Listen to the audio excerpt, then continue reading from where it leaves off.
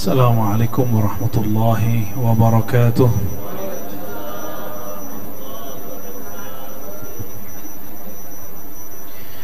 Alhamdulillah rabbil alamin. Wassalatu wassalamu ala Sayyidina Muhammad wa ala alihi wa ashabihi wa li baitihi ajma'in. Amma ba'du, Allahumma salli wa sallim barik alaih. Baik Bapak Ibu, di tahun baru saya carikan kitab yang baru. Kitab ini aslinya 6 jilid, lalu di ikhtisar, diringkas oleh seorang imam. Jadi yang mau saya bahas sebenarnya Syu'abul Iman, ini kitabnya. Syu'abul Iman berarti cabang-cabang iman. Cabang-cabang iman itu dalam hadis disebutkan innal iman bid'u wa sittuna syu'bah atau bid'u wa sab'una syu'bah. Iman itu 60-an atau 70-an cabang. Dari 70-an itu muncullah kitab 6 jilid. Ini baru jilid pertama.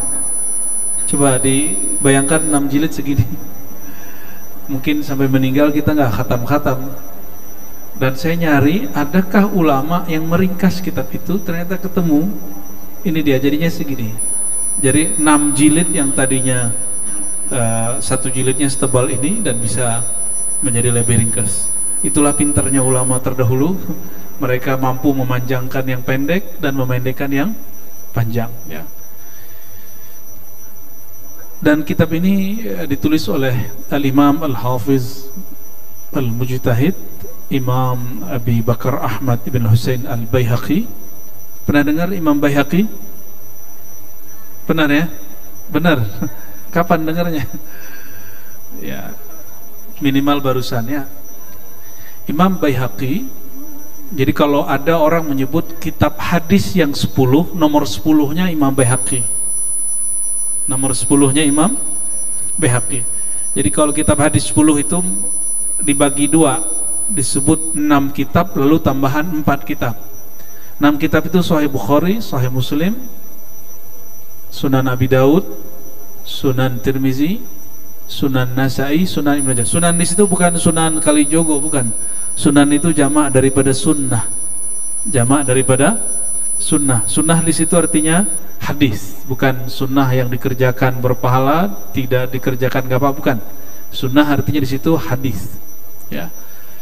Imam Al-Baihaqi itu nomor yang ke-10-nya.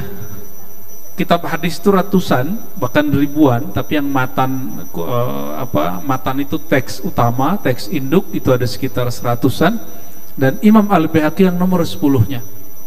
Nah, ini kitabnya Syu'abul Iman. Lihatin aja lah ya. Dan ini ikhtisarnya diikhtisar oleh Imam Abul Ma'ali Omar bin Abdurrahman Al-Quzwaini. Beliau 3 abad setelah Imam Baihaqi. Jadi kalau Imam Baihaqi wafat 458, beliau ini 699. Ya. Oh, 2 abad ya, 2 abad. Tapi lahirnya 384. Abad ke-4, yang ini abad ke-7, maka saya ngitungnya 3 abad, ya. Jadi apa kata Imam Abul Ma'ali Omar bin Abdurrahman Al-Quzwaini? Jadi beliau bercerita tentang kitab ini. Faqad taqarrara min sayyidina wa maulana nadir biladihi wa nasihi ibadihi wa allamati zamanihi, ya, wa ajubati awani syamsil millah wa din Muhammad bin Qasim bin Abdullah al-Malihi al-Mizzi. Jadi beliau mengatakan, guruku berkali-kali meminta. Guru itu boleh dipanggil dengan gelar Sayyidina, Maulana, Sayyidi, Syekh. Ini beliau ahli hadis, beliau ahli sunnah, ahli hadis paling mengerti masalah ini, dan mereka menyebut gurunya Sayyidina wa Maulana. Ya, itu boleh. Sayyidi Syekh itu boleh, ya. Tuan Syekh itu artinya. Siapakah itu? Imam Al-Mizzi. Bapak Ibu, saudara-saudari kemuliaan Allah, Al-Mizzi ini guru di Damaskus, guru besar hadis di Damaskus. Damaskus sekarang masuk ke negara Suriah yang habis konflik ISIS, dan alhamdulillah masih bertahan. Tapi hancur, negaranya hancur. Negaranya hancur lebur. Makanya kita jangan main-main dalam masalah bab jihad. Jihad itu salah dikit jadi jahat, tapi kalau benar langsung jihad fisabilillah, jadi mujahid. Dan saya salah satu mimpi saya adalah menjadi mujahid, tapi bukan jadi orang yang jahat, ya, bukan membunuh sesama muslim. Karena di kitab ini ada satu pasal mengenai fiman kaffara musliman, orang yang mengkafirkan sesama muslim, dan itu yang ditakuti beliau terjadi hari ini. Sesama muslim mengkafirkan muslim yang lain. Di kitab ini diceritakan bahwa Imam Al-Mizzi, guru besar hadis di Damaskus, berkali-kali ya bertanya mengenai masalah ini, dan kemudian mengajarkan beliau Imam Abul Ma'ali ini kitab Sahih Bukhari, Sahih Muslim. Dan Bapak Ibu, percaya atau tidak, Imam Mizzi itu hafal Sahih Bukhari, Sahih Muslim, dan 10 kitab hadis yang saya ceritakan itu dihafal semua. Dihafal semua. Jadi kalau kita bacakan satu hadis, dia lebih detail daripada Google. Google itu kalau kita masukin satu input, satu kata, yang nggak kita cari pun muncul. Kalau yang digelari Al-Hafiz di zaman dahulu, dia hanya menjawab hadis yang pas, hadis yang tepat. Maka Al-Hafiz afdal min Google. Seorang hafiz hadis lebih kuat hafalannya, lebih bagus, lebih tajam daripada Google, daripada aplikasi. Saya punya beberapa aplikasi hadis, di situ ada 1000, 2000, ada yang 10.000 kitab, dan tidak ada yang sehebat Imam Al-Mizzi. Imam Mizzi punya muridnya ini 2 kelompok, sama-sama berkembang di kalangan Ahlus Sunnah. Satu kelompok Ahlus Sunnah Asy'ariyah yang sekarang mirip di Indonesia dengan NU atau Muhammadiyah, dan yang kedua yang mengaku Ahlus Sunnah tapi berbeda dengan Ahlus Sunnah yang kebanyakan, yaitu Ibnu Taimiyah yang sekarang menjadi Imam Salafi. Itu murid beliau semua, murid Imam Al-Mizzi, ya. Al-Mizzi, ya. Tidak ada nama anak kita Mizzi, ya. Nah, ini nama beliau Al-Mizzi. Beliau ini membacakan hadis kepada Abul Ma'ali, ya, Umar Al-Quzwaini, hadis ini, dan berulang-ulang. Apa yang dibacakan oleh beliau? Qala Rasulullah SAW, al-iman bid'u wa sittuna atau bid'u wa sab'una syu'bah. Iman itu 60 lebih atau 70 lebih cabang. A'laha, yang lebih tinggi, yang paling tinggi. Jadi iman paling tinggi, itu yang jadi judul jadi majelis ini, kajian tauhid. A'laha fa arfa'uha wa afdaluha, yang paling tinggi, yang paling afdal, yang paling utama, qaulu la ilaha illallah, engkau mengatakan la ilaha illallah. Maka orang yang paling mulia hari ini, orang yang paling mengerti la ilaha illallah dan paling banyak membaca la ilaha illallah. Mengerti ilmu, membaca berarti wiridan, beramal. Lebih tinggi mana orang yang berwirid dengan orang yang mengerti? Lebih tinggi orang yang mengerti. Maka nanti ada satu riwayat, dan itu riwayat pertama yang dibaca setelah ini, mengenai ilmu tentang la ilaha illallah. Wa adnaha, dan yang paling rendah, imatatul adza anit thariq. Yang paling tinggi la ilaha illallah, paling rendah iman itu membuang duri dari jalan. Apa maksudnya? Iman paling tinggi betul la ilaha illallah, tapi iman paling rendah itu orang yang nggak mau orang lain celaka. Terus kalau ada orang yang ngebom masjid, itu orang beriman gak tuh? Hah? Masjid dibom, bayangin coba. 2019 di Mesir, daerah Sinai, ada satu masjid, itu masjid ahli zikir tarekat Syadziliyah. Orang Jumatan dibom, padahal Jumatan tuh ada anak kecil, ada hafiz Quran yang jadi imam. Itu azan baca la ilaha illallah, asyhadu an la ilaha illallah. Bagi mereka masih kurang. Karena di tempat itu dibuat maulid, dibuat kajian-kajian tasawuf. Bagi kelompok ekstrim ini, masjid itu masjid tauhid, masjid syirik, dan mesti dihancurkan. Dan saya nggak tahu dosa mereka seperti apa, karena Nabi SAW mengatakan, jangankan di masjid, di jalan pun kita nggak mau ada orang terluka. Itu orang siapa aja, mau muslim non muslim, yang penting tidak ada orang terluka di jalan, itu antum ada imannya. Ya, jadi cek iman paling rendah apa? Adakah rasa sayang kepada umat manusia? Itu iman paling rendah. Maka orang yang paling tidak beriman itu orang yang ingin merusak dan menghancurkan orang lain, ingin nyakitin orang lain. Ya. Wal haya'u syu'batun minal iman. Lalu Nabi kasih contoh, al haya, rasa malu adalah salah satu cabang dari iman. Hadis ini tidak menyebutkan dengan detail 60 berapa atau 70 berapa. Maka dari 6 jilid kitab beliau itu mengumpulkan sekitar 77 cabang iman. Jadi kalau kita mengaku beriman, tinggal dicek indikatornya. Dari 77 itu sudah ada belum? Maka kamalul iman bi kamali hadzal adat, ya. Maka sempurnanya iman seseorang jika dia sempurna mengamalkan, mengambil yang 77 itu. Cara ngeceknya di situ, ya. Itulah yang disebut orang-orang yang bertauhid.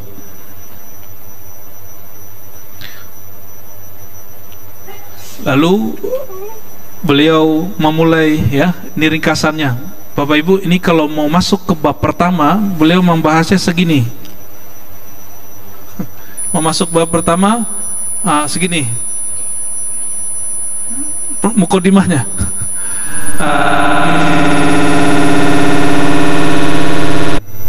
Ngajinya keribat.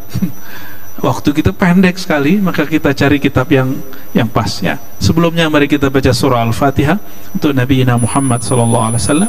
Kemudian pengarang kitab ini Imam Abi Bakar Ahmad bin Husain Al-Baihaqi. Lalu peringkas kitab ini Abul Ma'ali Umar bin Abdurrahman Al-Quzwaini, dan guru-guru kami yang mengijazahkan kitab ini yang sampai kepada beliau dan Nabi Muhammad SAW. Al-Fatihah.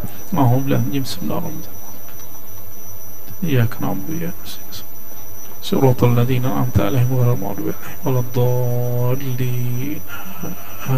Amin. Imam Abul Ma'ali Al-Quzwaini menyebutkan daftar guru-gurunya, ya, lalu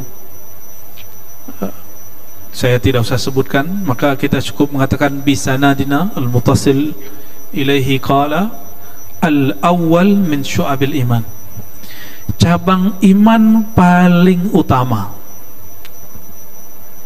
apa itu? Al-imanu billah, percaya kepada Allah. Jadi ini dimulai ternyata dengan rukun iman yang 6. Khusus malam ini kita bacakan 6-6-nya, insya Allah, ya. Berdasarkan ayat Al-Quran, potongan dari surah Al-Baqarah ayat 285, ya, amanah Rasul, lalu ada kalimat di tengah wal mu'minun, dan orang-orang beriman kullun amana billah, mereka percaya kepada Allah. Di pertemuan pertama di kajian kitab Imam Al-Junaid, saya sudah membahas bahwa iman itu ada pokok asalnya, ada cabangnya. Pokok iman, asal iman di dalam kolbu. Di dalam kolbu. Kolbu itu hati. Hati itu bukan jantung, ya. Jantung itu berkaitan dengan kolbu, tapi dia bukan kolbu. Apalagi liver, bukan itu. Kita nggak membahas tentang fisik, kita membahas tentang rohani. Nah, yang beriman di dalam, yang percaya, yang kesel, yang senang, yang bahagia, itu dia. Yang merasakan itu yang disebut kolbu. Itu yang disebut kolbu. Si kolbu ini, jika dia percaya bulat-bulat kepada Allah, tidak ada rasa ragu sedikit pun, baru dia disebut mukmin. Ya. Dan kita nggak usah pakai dalil macam-macam, ya. Dalilnya nggak usah aneh-aneh. Tidak usah mendalilkan Allah dengan alam yang fana. Alam ini fana, Allah itu baqa. Nggak level mendalilkan Allah dengan alam yang fana. Dalilkan Allah dengan nikmat Allah itu sendiri, dengan sifat Allah itu sendiri. Ya. Di surat An-Nisa ayat 136 ada perintah, ya ayyuhalladzina amanu, wahai orang-orang yang beriman, aminu billah, perbaharuilah imanmu kepada Allah. Berarti kajian iman mesti selalu ada, meskipun saya mengatakan saya sudah beriman. Ya. Kenapa? Karena banyak hari ini orang-orang yang geser iman cukup dengan TikTok. Jadi muncul kajian di TikTok, cukup isu politik, orang bisa salah memahami iman. Dikira berbeda faham dengan yang dikalamkan di TikTok itu, nanti beda iman. Beda faham dengan orang yang ada dalam kajian-kajian tertentu, dianggap beda iman, dan itu tidak benar. Ya, al-iman itu sederhana sekali. Al-iman tasdik bil qalbi, percaya kepada Allah. Saya yakin yang di depan saya semuanya percaya kepada Allah. Benar percaya kepada Allah? Benar? Serius? Ya sudah cukup. Ya. Namun kalau kajian ma'rifat itu beda, memang ada tambahannya supaya iman itu kuat. Nanti diterjemahkan apa makna syahadat, syahadat lisan, syahadat akal, syahadat kolbu, itu beda-beda. Namun itu kajian tasawuf, saya nggak masuk ke sana dulu. Ya, kita ngaji akidah yang standar dulu. Ya, takutnya nanti habis di situ, waktunya habis di situ. Dan kitab ini saya suka, kenapa? Karena dia ditulis dengan metode ahli hadis digabung dengan ilmu akidah. Jadi baca kitab ini dapat dua ilmu, dapat ilmu hadisnya, dapat bab imannya, gitu ya. Kalau Allah berkalam, wajib nggak? Wajib nggak dilakukan? Wajib. Ketika Allah mengatakan aminu billah, perbaharui imanmu kepada Allah, maka mempelajari ilmu iman wajib. Bedakan iman dengan tauhid. Ilmu tauhid itu ilmu dibuat oleh imam, para imam. Sedangkan iman itu di Quran. Maka yang terjadi antara Salafi hari ini, Asy'ari, NU, Muhammadiyah, Wahabi, itu perbedaan ilmu tauhid, bukan perbedaan iman. Antara tarekat dengan tarekat tertentu, partai Islam, partai A, partai Islam ada berapa tuh? Imannya sama, mungkin tauhidnya yang berbeda. Cara mereka bertauhid yang berbeda. Contoh, di masa Rasulullah apakah ada pembagian tauhid menjadi 2, 3, 4? Ada nggak? Tauhid uluhiyah, rububiyah? Nggak ada. Ada nggak? Nggak tahu ya. Emang nggak ada. Di Quran itu umum sekali, wa ilahukum ilahu wahid, qul huwallahu ahad, selesai. Nggak perlu pakai teori macam-macam. Hari ini kajian tauhid ada yang mempermudah kajian iman, ada yang mempersulit orang memahami iman. Pengennya yang mana? Yang mudah. Yang mudah percaya, sudah cukup. Bagaimana pembagian uluhiyah, rububiyah, asma sifat? Itu versi Salafi, Wahabi. Kajian sifat 20 versi Asy'ari. Itu ilmu tauhid, bukan iman. Bisa dibedakan? Jadi bolehkah saya berbeda dengan Ustadz Fulan, Syekh Fulan? Dia pakai ilmu A, ilmu B, ilmu Imam Fulan, dan saya nggak ikut itu, boleh nggak? Boleh-boleh aja. Ya. Kenapa? Karena ilmu itu bukan ilmu dari Allah, itu ilmu ijtihad, hasil jeripayah seorang imam atau beberapa imam atau sekelompok umat Islam. Jika berbeda dengan kelompok itu, bukan berbeda dengan Allah dan Rasulullah. karena hari ini orang ngotot, inilah kajian ilmu Allah, ilmu Rasulullah, inilah kata Allah, kata Rasulullah. Jadi kalau kita beda sama dia, beda sama Allah dan Rasul, itu namanya memperkosa Tuhan, ya. Ya, Allah nggak ridho digituin, ya. Suka-suka mengambil nama Allah untuk kepentingan kelompoknya, dan kita tidak meridho itu, ya. Lalu beliau membacakan hadis, ya, menuliskan hadis yang diriwayatkan oleh Imam Bukhari dan Muslim. Umirtu an uqatilan nas hatta yaqulu la ilaha illallah. Aku diperintahkan berperang di masa Rasulullah karena itu musim perang, sampai mereka berkata la ilaha illallah. Nah, karena perbedaan ilmu iman, ilmu tauhid, orang yang sudah baca la ilaha illallah nggak diukir kelompok yang lain. Ini yang saya berkali-kali sampaikan Bapak Ibu, hati-hati naruh anak di pesantren hari ini, karena belum semua pesantren sadar bahwa kitab yang diajarkan itu kitab takfiri, kitab yang mengkafirkan sesama umat Islam. Takfiri, apa istilahnya? Takfiri. Jadi ada satu kitab yang ditulis oleh Syekh Saleh Fauzan, dijadikan kitab akidah di salah satu pesantren. Saya sudah sampaikan ke beberapa gurunya, semoga mereka musyawarahkan itu. Jadi di situ disebutkan bahwa bertawassul. Tahu tawassul? Lalu tabarruk, ngambil berkah, ada rambut Nabi kita celup, kita minum, atau tabarruk dengan orang soleh. Apa kata dia? Itu asyirk al-akbar, syirik besar. Saya urut-urut, kenapa ya di Mesir masjid Jumatan dibom? Ternyata masalahnya itu. Belum lama ini di Pakistan. Bapak Ibu tahu di Pakistan ada bekas Taliban, tukang cukur 5 orang dibunuh karena tukang cukur itu motongin jenggot, Pak. Tukang cukurnya dibunuh. Gimana antum yang nggak berjenggot tuh? Bisa pulang-pulang mati tuh. Yang selamat paling 1, 2, 3 atau berapa tuh yang punya jenggot. Ya, Pak dokter nggak selamat ini. Tuh nggak selamat tuh dari situ. Punya jenggot, Pak? Oh, ada. Apa urusannya jenggot dengan masalah iman? Hadis yang menyebutkan khaliful yahud bil lihyah, berbedalah khaliful musyrikin bil lihyah, berbedalah terhadap orang musyrik dengan jenggot. Itu hadis. Atau khalifu ahlul kitab, ada beberapa redaksi, berbeda ahli kitab dengan jenggot. Hadis itu nggak masuk bab iman. Coba lihat Imam Bukhari, nggak masukin ke bab iman. Imam Bukhari memasukkannya ke dalam bab az-zina wal libas, performan, gaya. Az-zinatu artinya gaya, model, wal libas pakaian. Lo harinya masuk loh, Pak. Itu Pakistan tuh, ya. Masya Allah.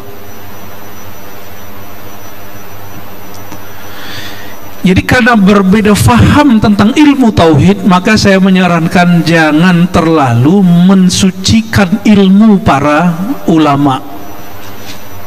Ulama itu bukan nabi. Kita takzim ke ulama, maka saya mengajarkan ilmu mesti bersanad, bersilsilah. Tapi kita cek, jika ada yang keliru dari tokoh-tokoh ini, mesti kita kembalikan kepada asalnya. Oh, ini si Saleh Fauzan loh, ulama di Saudi loh. Itu urusannya apa kalau ulama Saudi?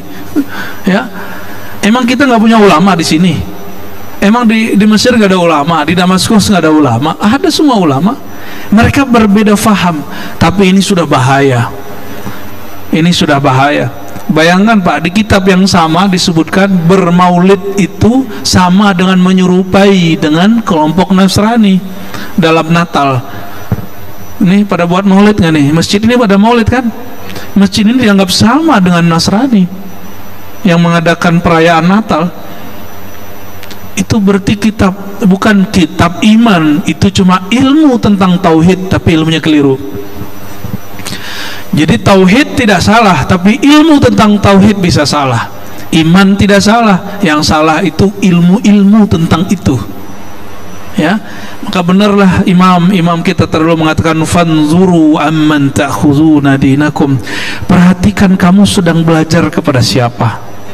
Ya, siapa gurumu, supaya nggak salah nanti mengkafir-kafirkan orang.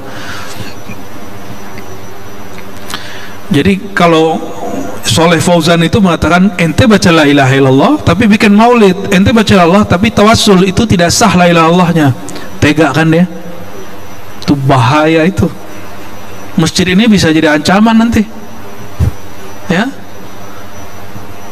Cuma karena beda isu politik, beda pilihan, nanti bisa beda iman loh Pak, kalau versi mereka, ya. Padahal di zaman Rasulullah SAW tidak ada demokrasi, dan tidak ada juga monarki. Rasulullah itu tidak mengajarkan demokrasi dan monarki, maka itu boleh-boleh dua-duanya, ya, dua-duanya boleh, ya. Nanti jangan paksa-paksa ustadz loh Pak. Ustadz tolonglah kasih tahu lah ustadz milih siapa, biar kami tahu milih siapa. Nah, itu namanya jamaah jadi setan tuh, tukang goda. Ulama itu milik umat. Umat itu ada yang pro dengan nomor 1, nomor 2, nomor 3. Jangan kemudian goda-godain ustadz.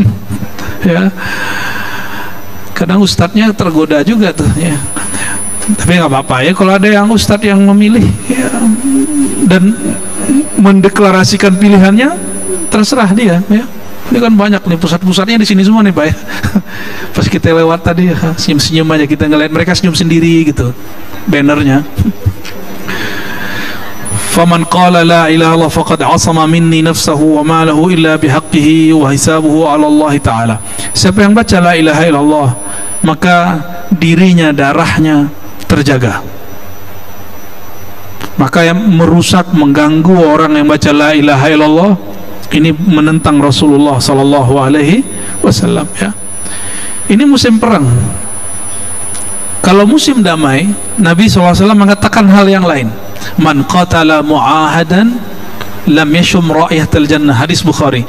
Siapa yang membunuh non muslim tapi dia di dalam negeri yang dijaga, mu'ahad dalam perjanjian, bisa negara damai, bisa negara kita ini disebut mu'ahad, maka non muslim tidak boleh diganggu, tidak boleh diganggu sama sekali. Siapa yang mengganggu mereka, lam yashum ra'ihatal jannah, tidak mencium bau surga.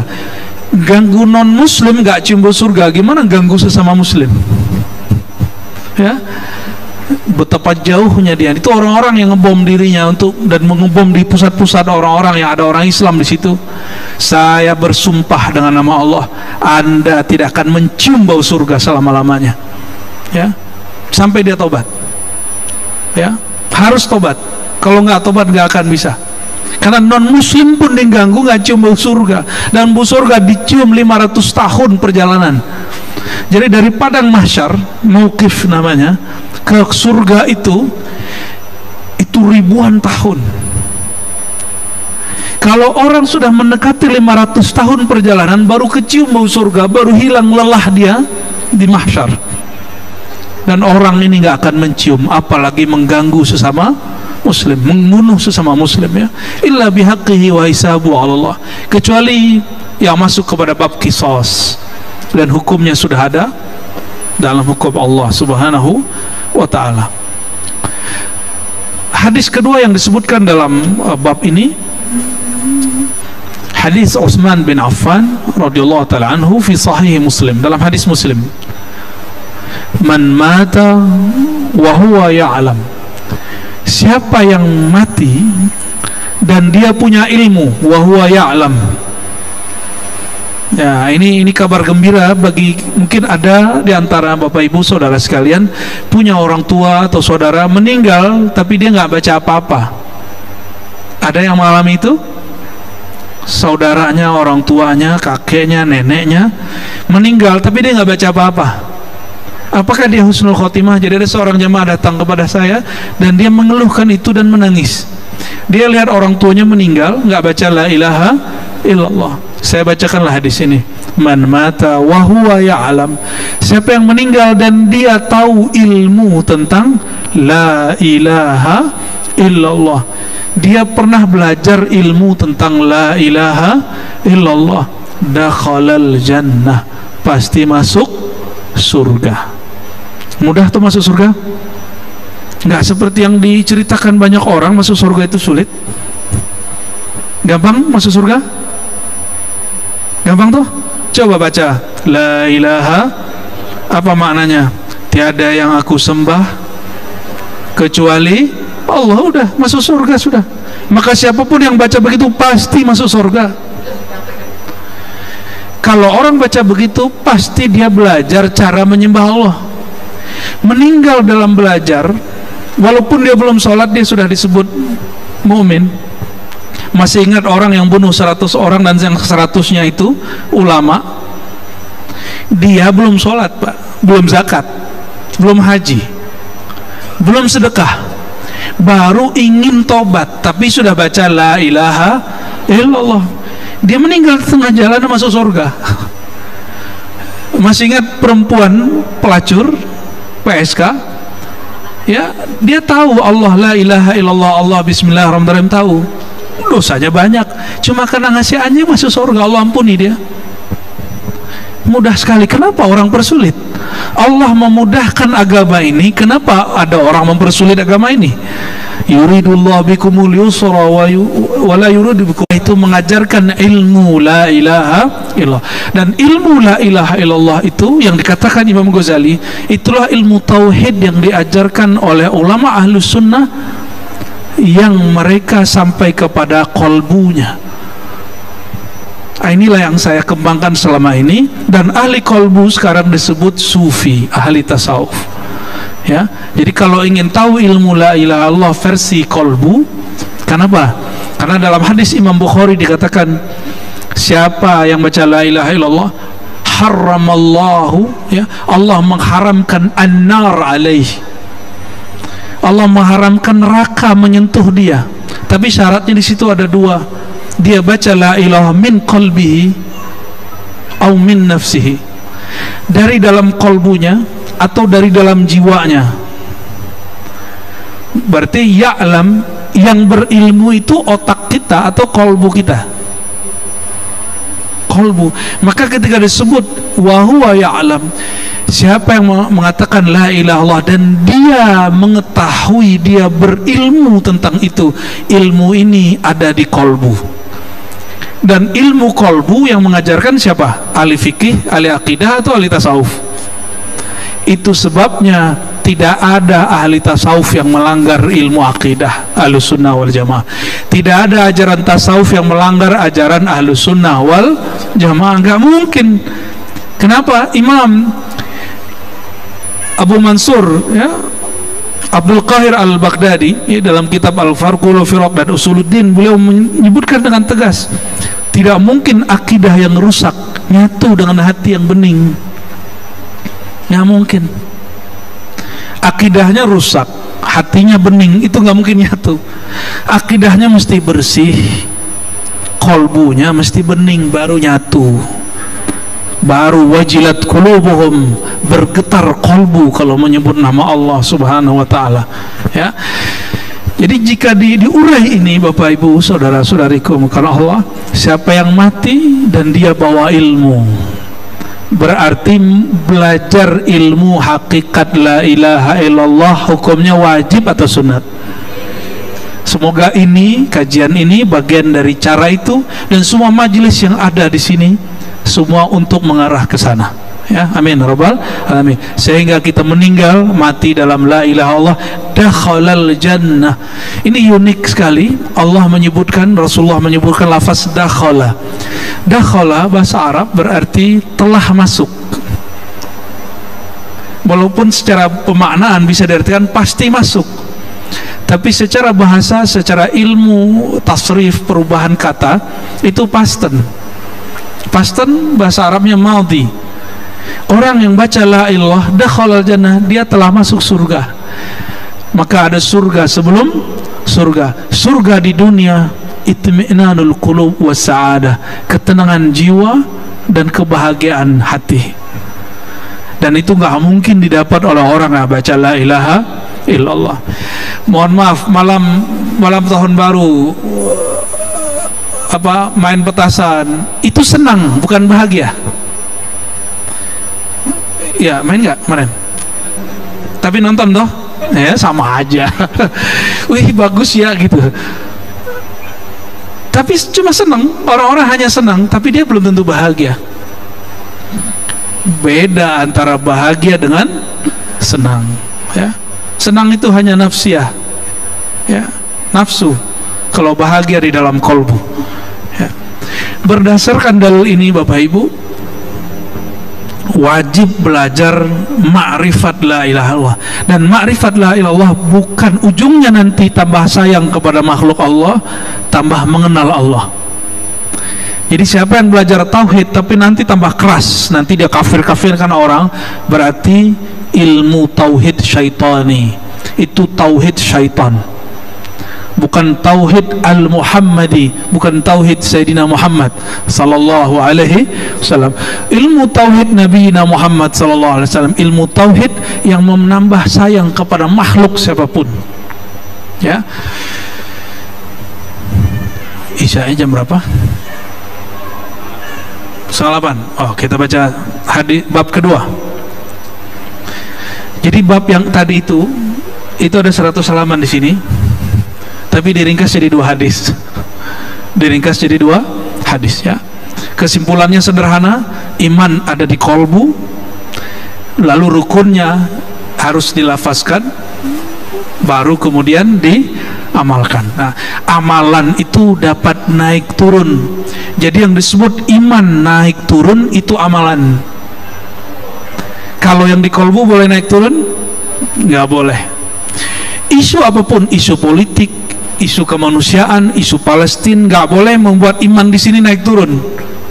Kalau antum berdonasi, berarti imannya lagi naik. Kalau nggak donasi, berarti imannya lagi turun. Zikir pagi sore, nggak zikir, berarti iman yang di badannya lagi turun. Tapi iman di sini nggak boleh turun. Turun iman di sini, orangnya zindik, fasik. Ya, ada orang bilang iman di sini nambah, berarti Tuhannya nambah. Itu nggak boleh, ya. Jadi iman kepada Allah di kolbu, dia cukup satu, nggak usah ditambah-tambah, nggak usah ditambah-tambah, dan sangat sederhana sekali. Nah, ini sebelum masuk bab 2, kalau sempat aja masuk bab 2 ini. Nanti presiden siapa yang terpilih sudah ada di ilmu Allah belum? Sudah? Benar. Allah dulu sekarang nanti sama nggak? Allah dulu sekarang nanti, oke? Kita dulu sekarang nanti beda. Saya tahu setelah diberitahu. Allah tahu tanpa perlu diberitahu. Saya mengerti karena belajar. Allah mengerti tanpa belajar. Karena Allah itu sudah stagnan, karena maha sempurna. Allah tidak berubah-ubah. Siapa yang meyakini Allah berubah, iman dia belum selesai. Berarti ilmu dia belum, ma'rifat dia tentang Allah rusak. Ya, Allah bukan benda. Maka jika ada ayat yang menyebutkan Allah di atas aras, di langit, ayat itu tidak boleh dipahami secara benda, karena benda itu makhluk, Allah bukan makhluk. Maka kalimat Allah di langit, Allah di aras, hanya Allah yang tahu maknanya. Ya, hanya Allah yang tahu maknanya. Dan jika Allah berikan makna kepada ahlinya, dan itu tidak semua juga boleh dibagi, maka memperdebatkan apakah Allah di langit, Allah di aras, itu buang-buang waktu. Itu buang-buang waktu. Bagaimana dengan hadis yang ada itu? Silakan lihat kajian-kajian yang lama. Ternyata hadisnya banyak berbeda faham di situ. Ya, seorang budak perempuan datang, dibawa oleh tuannya, ditanya kepada Rasulullah, wahai Rasulullah, apakah perempuan ini beriman? Lalu Nabi bertanya kepadanya, Aina Allah, di mana Allah? Itu satu riwayat. Dijawab fis sama, di langit. Di riwayat kedua, Man Rabbuk, siapa Tuhanmu? Dijawab Allah. Riwayat ketiga, Atashhadina an la ilaha illallah, apa kamu bersyahadat, bersaksi la ilaha illallah? Dia jawab, asyhadu an la ilaha illallah. Saya mau tanya Bapak Ibu, kalau ada orang non muslim hari ini mengatakan Allah di langit, dia masuk Islam nggak? Gimana? kawan kita non muslim hari ini mengatakan Tuhan Allah di langit, dia masuk Islam nggak? Tuh, orang awam aja mengerti. Lalu kenapa ada orang ngotot hari ini mengatakan bahwa Tuhan mesti di langit? Ya, ini baru satu hadis, ada dua hadis lagi. Hadis yang kedua, man rabbuk, siapa Tuhanmu, siapa penciptamu? Dijawab Allah. Hadis ketiga, apakah engkau bersahadat, bersaksi? Dari tiga hadis itu mana yang dipakai? Yang pas dengan ilmu tauhid yang mana?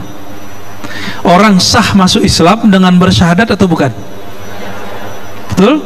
Berarti hadis nomor 2 dan nomor 3. Maka nomor 2, nomor 3 menjelaskan makna aina Allah, bukan aina tempat. Ya, jadi kita nggak pakai hadis aina Allah, karena aina Allah ini mesti dijelaskan oleh hadis yang lain. Dan kalau ada orang ngotot mesti pakai hadis aina Allah, tanda dia nggak belajar hadis, udah gitu aja. Ya, kenapa? Riwayatnya banyak kok. Dari 3 hadis itu mana yang paling pas dengan keilmuan? Karena ilmu menjelaskan hadis itu, yaitu kedua dan yang ketiga. Baik, silakan azan.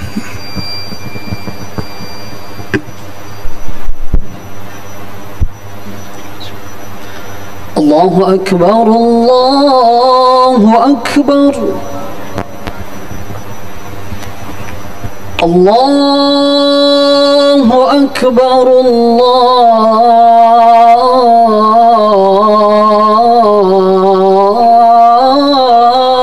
Allahu Akbar. أشهد أن لا إله إلا الله.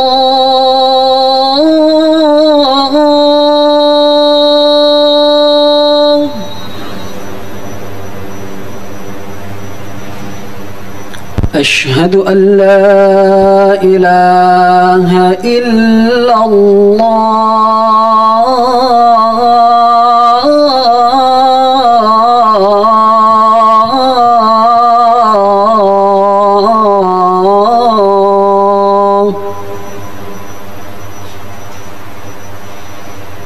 أشهد أن محمدًا رسول الله.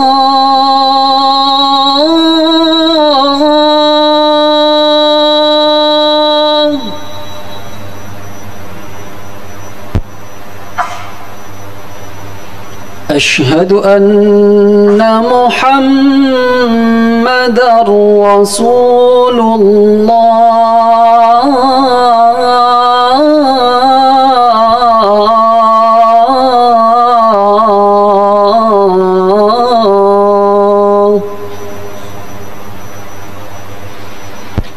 حي على الصلاة.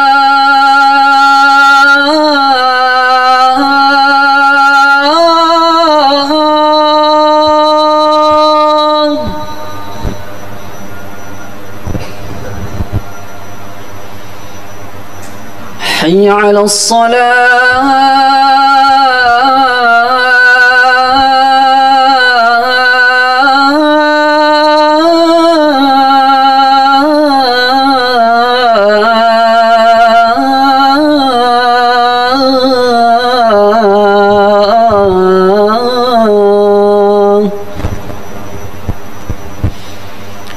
حي على الفلاح.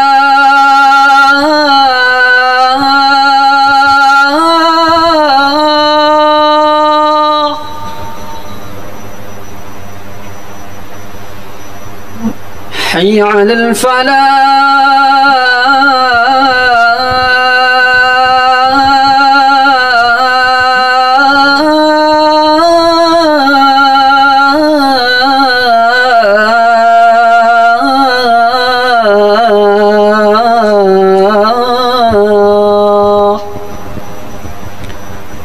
الله أكبر، الله أكبر، لا إله إلا الله.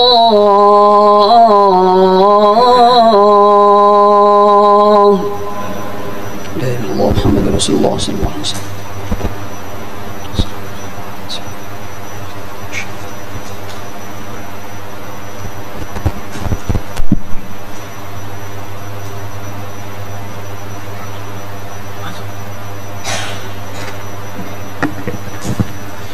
Baik, ini request dari pengurus, ada tanya jawab. Ada yang mau nanya? Oke, fadhal. Baik, terima kasih Bu ya atas penjelasan kalimat tauhid. Bisa langsung dari jamaah laki-laki boleh.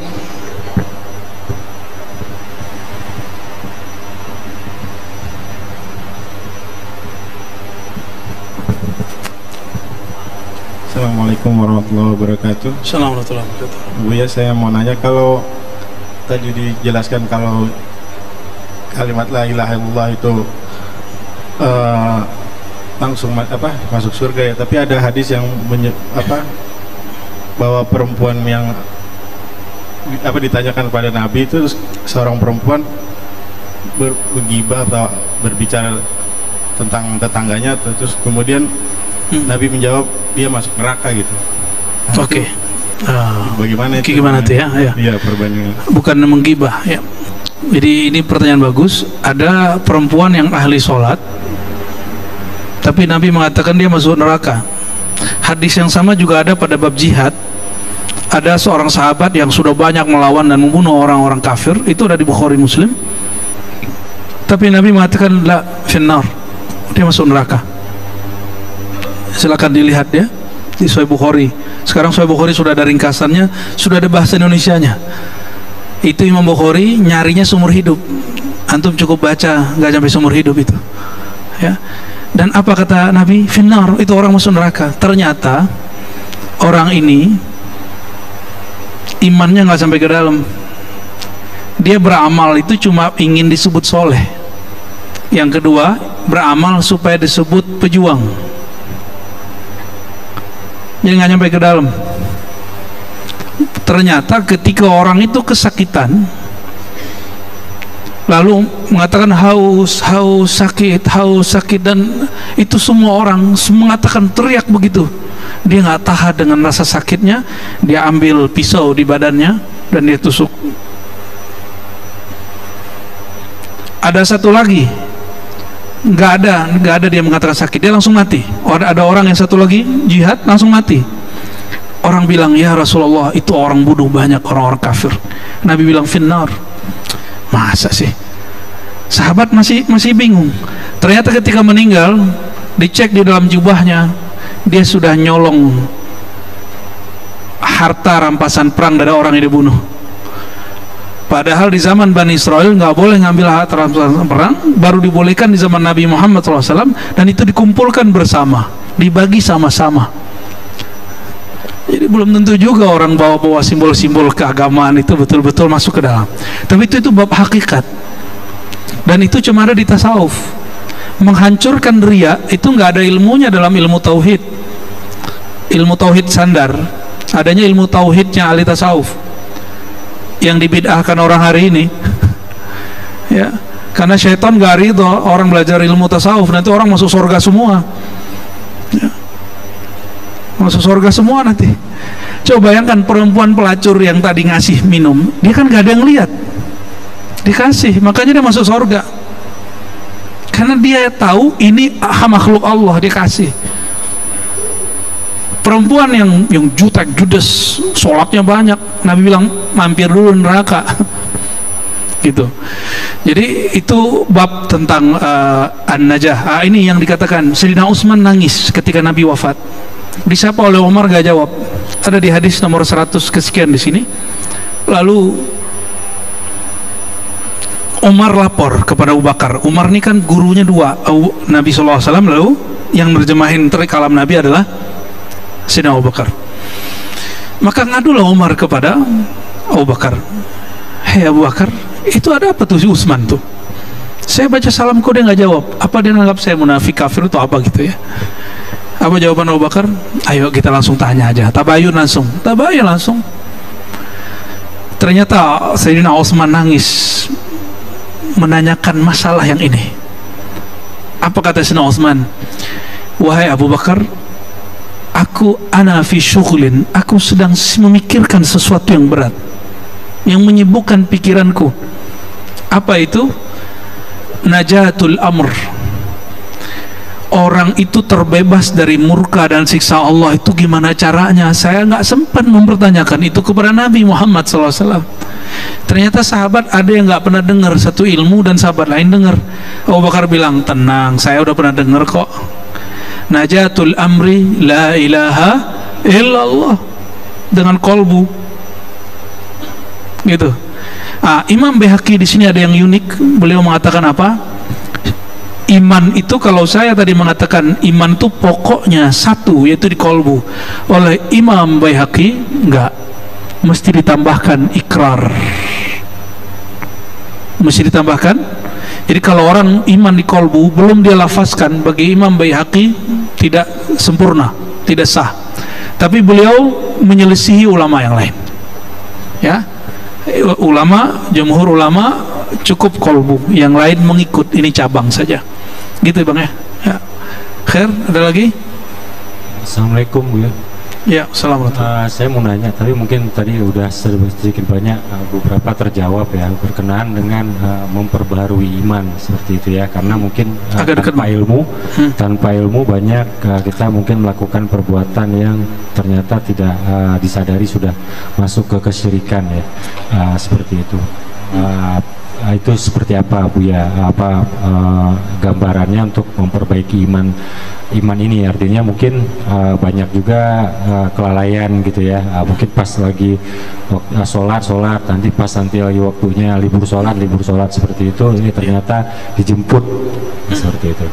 Dan yang kedua Bu ya, untuk yang non muslim ini ya, tadi ada, saya punya ini jadi sakit keras gitu ya, sampai tidak bisa ngomong karena mungkin sudah mau menuju sakaratul maut gitu. Jadi sempat ditalkin gitu, cuma nggak tahu tuh karena udah nggak bisa ngomong, jadi nggak ngerti apakah talkin itu bisa diterima atau enggak. Itu mungkin ada gambaran Bu ya untuk hal-hal seperti itu. Baik, terima kasih. Assalamualaikum. Assalamualaikum. Yang pertama tadi, kita ini gampang lalai, padahal belajar ilmu iman ini wajib. Jangan khawatir, ini 3 hari ini saya baca hadis yang mau saya sebutkan ini sudah 3 kali Pak. Masih ingat Nabi pernah berkalam, tidurnya orang alim lebih baik daripada sholatnya orang jahil. Masih ingat? Karena orang yang alim kalaupun tidur itu puncak kelalaian, dia tetap disebut alim, dia tetap disebut berilmu. Bapak Ibu, saudara-saudariku, kalau lagi tidur ilmunya hilang nggak? Nggak hilang. Buktinya bangun tidur ingat lagi. Dan biasanya kalau rohaninya tajam, ke bawah ke alam mimpi. Maka sebelum tidur jangan pegang handphone segala macam ya, sebut nama Allah, nama Rasulullah. Kalau ingin ketemu Rasulullah, sholawat, baca nama Rasulullah sebelum tidur. Baca salam, assalamualaikum ya Rasulullah, assalamualaikum, sampai tertidur. Sekali seumur hidup pasti ketemu Rasulullah SAW. Dan ini sudah dilakukan oleh banyak murid saya, dan mereka ketemu Rasulullah SAW ya. Cuma kalau bukannya Facebook ya, yang nanti mimpinya apa yang dilihat di Facebook ya bukannya di YouTube, nanti yang ditemui yang ada di dalam YouTube, ya mau apa lagi ya. Jadi yang mesti, yang tetap itu ilmu. Kalau kondisi hati jiwa bisa lalai Bang, nggak ada masalah. Jadi ini kabar gembira dari Allah SWT bahwa Allah memuliakan orang alim di puncak kelalaiannya. Dia tetap disebut berilmu. Seandainya orang yang lalai ini meninggal, maka dia masih disebut berilmu, la ilaha illallah ya. Jadi nggak ada masalah. Mengenai kelalaian kita istighfarkan kepada Allah SWT. Kita minta ampun kepada Allah SWT ya. Allah pasti Maha Pengampun. Makanya di dalam hadis tidak ada hadis ya Allah kekalkan zikirku, nggak ada. Yang ada cuma a'inni ala zikrika, ya Allah bantu aku berzikir. Jadi kalau Bapak Ibu, saudara-saudariku bisa berzikir hari ini, berjamaah hari ini, dan ngaji hari ini, karena Allah sedang membantu kita ya, karena Allah sedang, dan beruntunglah orang yang dibantu oleh Allah dan dia sadar sedang dibantu. Tapi ini diuji lagi, habis dibantu dia ngerasa GR, kalau bukan karena saya nih ya, ini sholatku, ini ilmuku ya sudah, ini kena syirik khafi, kena syirik khafi, syirik tersembunyi. Oke ya, yang kedua tadi orang yang sakit, mungkin non muslim ataupun orang dulunya nakal ya, terus ketika sakit dia tidak bisa ngomong, ditalkin, lihat isyarat matanya. Lihat isyarat matanya, jika dia begini berarti masuk. Ya, ini ilmu khusus talqin. Jadi kalau ada orang yang sedang sakaratul maut, mereka nggak akan ingat apa-apa, tapi ketika dikatakan baca Allah, la ilaha illallah, Allah pun cukup. Allah, pakai bahasa Indonesia juga boleh, Tuhanku Allah, ya, Rabbi Allah, atau katakan Allah Ahad. Orang udah keluh, nggak bisa baca, lalu dikasih isyarat matanya, sudah dihitung beriman. Ya, ada lagi, satu lagi. Saudariku bernama Iva bertanya, kita umat Islam yang terakhir mengapa jadi umat yang terbelakang? Karena umat Islam yang dibahas hanya fikih dan ikhtilaf, akhirnya meninggalkan sains atau ilmu pengetahuan. Apa yang harus dilakukan oleh umat Islam agar menjadi maju, Pak Ustadz? Ini kalimat yang membuat orang Islam sering patah semangat dan mengambil jalan pintas. Kenapa umat Islam tidak maju? Bener, emang umat Islam gak maju? Majulah. Datanglah ke Abu Dhabi, ya kan, lebih maju dari Eropa. Ya, saya dapat kalam dari kawan saya, Buya, kita ini jangan jadi budak. Biarlah mereka menemukannya, kita yang pakai. Waduh, itu menghibur diri ya. Tapi saya nggak ngomong gitu, Bapak Ibu. Jangan sampai kalimat tadi, kok kita sibuk dengan khilafiyah, kok kita nggak ini. Loh, emang kalau di masjid saya harus ngajarin komputerisasi, saya harus mengajarkan digitalisasi, harus ngajarin cara melekul ini melekul itu. Ke beliau ngajinya nih, ke Pak Dokter. Enggak, justru Pak Dokter udah ngelewatin itu. Ini beliau ini dokter jantung, Pak, dan 3 spesialisasi, udah ngelewatin kemajuan itu, sekarang pengen duduk di masjid. Jadi kita ini terlalu mudah dipatahin orang. Yang bisa bikin pesawat siapa yo? Pak B.J. Habibie. Diakui di Jerman, Pak, ilmunya sampai hari ini dipakai. Oh, kok dulu Khwarizmi, iya. Sekarang yang antum lihat di luar negeri itu semua efek dari mereka. Maka kemajuan mereka itu kemajuan umat Muhammad SAW. Umat Muhammad itu 2, umat dakwah, umat ijabah. Umat yang belum menerima agama Nabi Muhammad SAW, tapi dia termasuk umat Nabi Muhammad SAW. Berkat penemuan Ibnu Sina, Khawarizmi, Al-Jabar, itu sekarang mereka pakai. Antum pakai ini sekarang karena handphone. Itu penemuan siapa? Ya, Ibnul Haytham. Sekarang yang dikembangkan. Maka kemajuan itu, kalau ada orang sekarang menemukan suatu lalu orang lain mengembangkan, hak ciptanya tetap pada yang pertama toh. Jadi hari ini yang kita lihat itu semua kemajuan umat Muhammad SAW. Cuma ada yang mengikuti syariatnya, ada yang tidak. Saya begitu, Pak, memandangnya.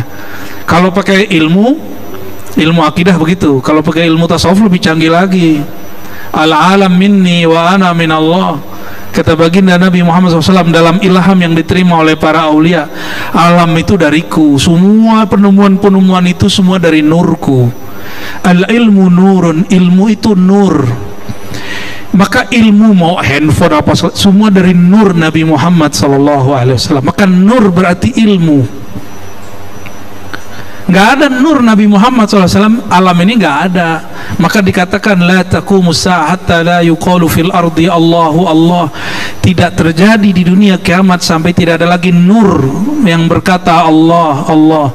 Dalam ilmu tasawuf disebut nur Muhammad sallallahu alaihi wasallam. Ya, maka kajian Nur Muhammad itu nopang orang-orang yang menemukan kemajuan tapi lupa sama Allah. Ya, Indonesia maju kok, Pak.